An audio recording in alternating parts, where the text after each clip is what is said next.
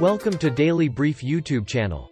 Putin's decision to invade, which does not suit the 21st century, continues to receive reactions from the world.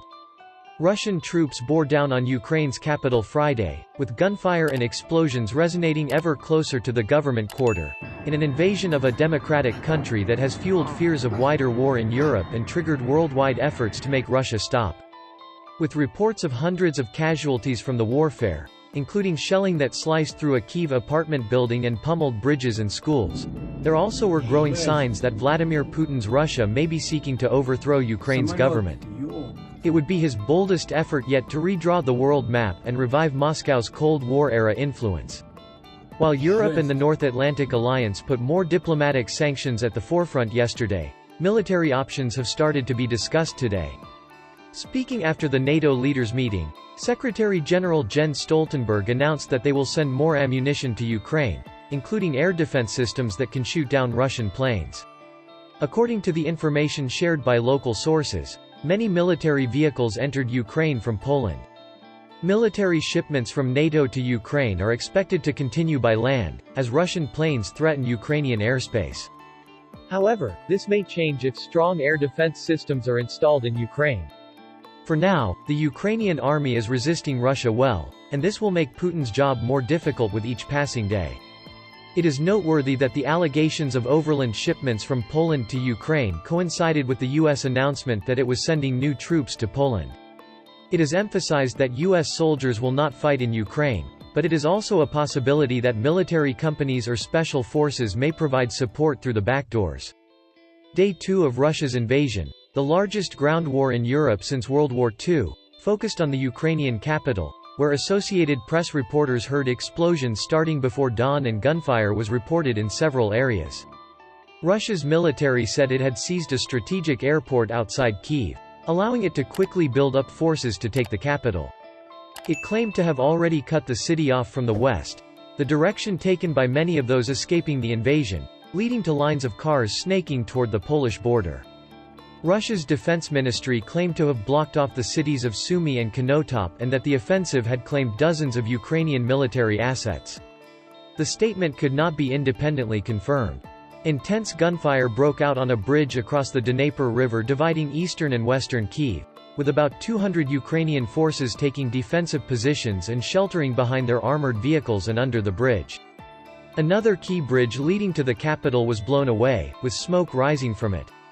A U.S. defense official said a Russian amphibious assault was underway, and thousands of Russian naval infantry were moving ashore from the Sea of Azov, west of Mariupol.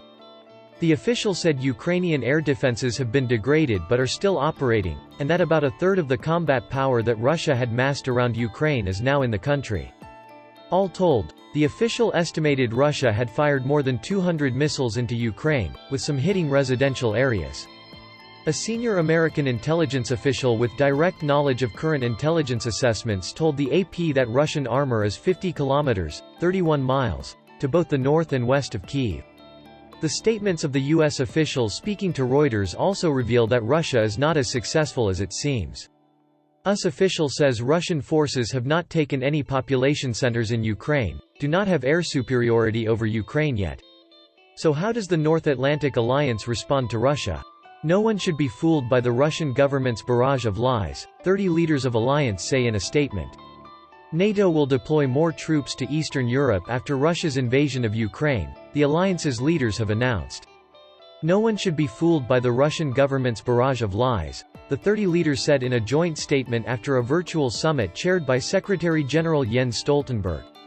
We are now making significant additional defensive deployments of forces to the eastern part of the alliance, the statement said. Mr. Stoltenberg said NATO would deploy elements of its response force, to respond quickly to any contingency, as well as continue sending weapons to Ukraine, including air defenses. He warned Russia's invasion was the gravest threat to Euro-Atlantic security in decades. He said, "Russia has shattered peace in Europe. The people of Ukraine are fighting for their freedom in the face of Russia's unprovoked invasion. We deplore the tragic loss of life, enormous human suffering and destruction." He added, "We call on Russia to stop this senseless war, immediately cease its assaults, withdraw all its forces from Ukraine and turn back to the path of dialogue and turn away from aggression." The Kremlin's objectives are not limited to Ukraine, he warned. We are facing a new normal in European security where Russia openly contests the European security order and uses force to pursue its objectives. He said the world will hold Russia and Belarus accountable for their actions. Russia as the aggressor, Belarus as the enabler. Western leaders and the Ukrainian government claim that the first day of the Russian offensive was rather unsuccessful, while Russia denies the vast majority of casualties. The Kiev offensive, which the Russian 8th Guards Army tried with intense air support last night, also failed. The Ukrainian army announced that Russia lost more than 1,000 soldiers in just one day. In images shared from local accounts last night, despite this, it is difficult to say that Russia has achieved complete success so far. It is evaluated that the Russian army wants to achieve its goals in one day while carrying out this operation and will become more and more disadvantaged in conditions that turn into an asymmetrical war. That's why today, Russia's autocratic leader, Putin, is sending the Russian army to seize Mariupol and Kiev while making statements to sit at the negotiating table. However, the Ukrainian army retreats to the country in a controlled manner and ambushes and hits the Russian army. According to images shared from local accounts, Russian tanks are advancing towards the Mariupol region. In another image, Russian troops cross Pryazovsky on the way to Berdyansk. According to Russian-backed local accounts, a large column of the Ukrainian army was destroyed near Kherson, Oleshki. There are terrible rocket attacks on Kiev. Our capital last experienced something like this when it attacked Nazi Germany in 1941. Ukraine has defeated this evil and will defeat it, said the Ukrainian foreign minister. The Ukrainian army also made a statement warning the people to be ready for an asymmetrical war. Army, let us know the movements of the enemy troops. Prepare Molotov cocktails and destroy the invaders. In the statement made by the British Ministry of Defense, it was reported that the Russian army could not reach any target in Ukraine.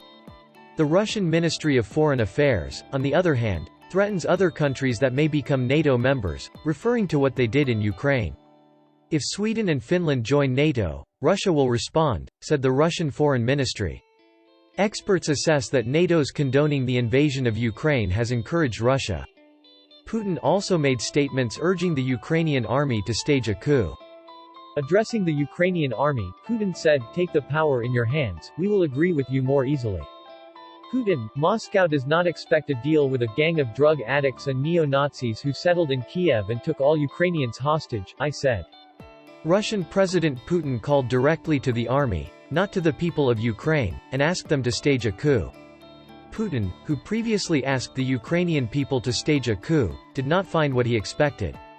The failure of the Russian army to advance at the expected pace may have forced Putin to consider plans B and C. There is a possibility that China, which Russia sees as a close ally, will also oppose this invasion. Putin said that Russia is ready for high-level negotiations with Ukraine. It was stated that Russian President Vladimir Putin made this statement during a phone conversation with the leader of the People's Republic of China, Xi Jinping. The US and other global powers slapped ever tougher sanctions on Russia as the invasion reverberated through the world's economy and energy supplies, threatening to further hit ordinary households. UN officials said millions could flee Ukraine. Sports leagues moved to punish Russia on global playing fields. Ukrainian officials reported at least 137 deaths on their side and claimed hundreds on the Russian one. Russian authorities released no casualty figures, and it was not possible to verify the tolls. UN officials reported 25 civilian deaths, mostly from shelling and airstrikes, and said that 100,000 people were believed to have left their homes, estimating up to 4 million could flee if the fighting escalates. When bombs fall on Kyiv, it happens in Europe, not just in Ukraine, Ukrainian President Volodymyr Zelensky said, pleading for Western assistance. When missiles kill our people, they kill all Europeans. His whereabouts were kept secret after telling European leaders in a call Thursday night that he was Russia's #1 target, and that they might not see him again alive. His office later released a video of him standing with senior aides outside the presidential office, saying he and other government officials would stay in the capital. All of us are here protecting our independence of our country, Zelensky said. And it will continue to be this way. Glory to our defenders, glory to Ukraine, glory to heroes. Zelensky offered to negotiate on a key Putin demand, that Ukraine declare itself neutral and abandon its ambition of joining NATO. The Kremlin initially said it was ready to send a delegation to Belarus, then later backpedaled, saying it preferred to meet in Warsaw. Russian Foreign Minister Sergei Lavrov suggested it was too late, saying Zelensky should have agreed to talks earlier on. The assault was anticipated for weeks by the US and Western allies and denied to be in the works just as long by Putin. He argued the West left him with no other choice by refusing to negotiate Russia's security demands. In a window into how the increasingly isolated Putin views Ukraine and its leadership, he gave a strongly worded statement Friday urging the Ukrainian military to surrender, saying, "We would find it easier to agree with you than with that gang of drug addicts and neo-Nazis who have holed up in Kyiv and have taken the entire Ukrainian people hostage." Playing on Russian nostalgia for World War II heroism, the Kremlin equates members of Ukrainian right-wing groups with neo-Nazis.